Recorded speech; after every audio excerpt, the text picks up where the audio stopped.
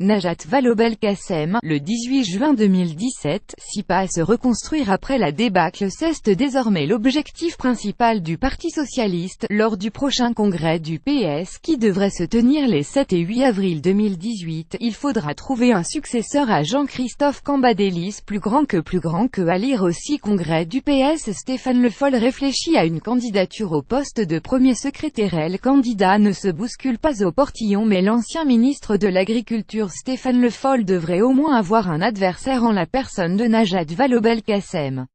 Selon les informations de nos confrères du Figaro, la ministre de l'Éducation durant le quinquennat de François Hollande est en effet la favorite du « groupe des Quadras », une quinzaine de personnalités socialistes issues du dernier quinquennat.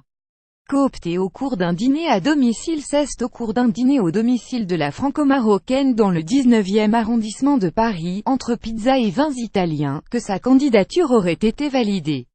Les autres socialistes pressentis comme Olivier Faure, président du groupe Nouvelle Gauche à l'Assemblée nationale, ou Boris Vallaud compagnon ont décliné, l'un ne voulant pas quitter ses fonctions actuelles, l'autre ne s'estimant pas prêt, plus grand que à lire aussi vidéo.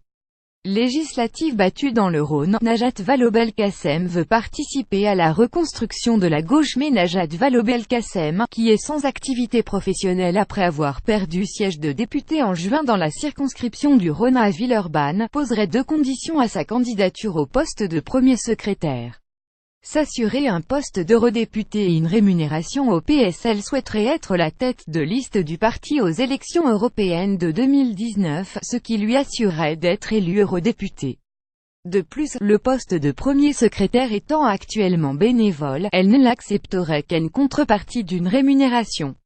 Rien n'est acté pour l'heure, d'autant que, comme le parti est en train de vivre un plan social, il est dans l'impossibilité légale d'employer qui que ce soit pendant un an, confie Olivier Faure au quotidien de droite, plus grand que à lire aussi Parti socialiste. Le plan social concernerait 67 personnes sur 97. La principale intéressée pourrait donc refuser l'invitation. Elle qui expliquait à François Hollande il y a quelques mois vouloir changer de vie et avoir pour projet de monter sa propre maison d'édition et de passer du temps avec ses enfants, qu'elle se reproche de ne pas avoir vu ces 5 dernières années.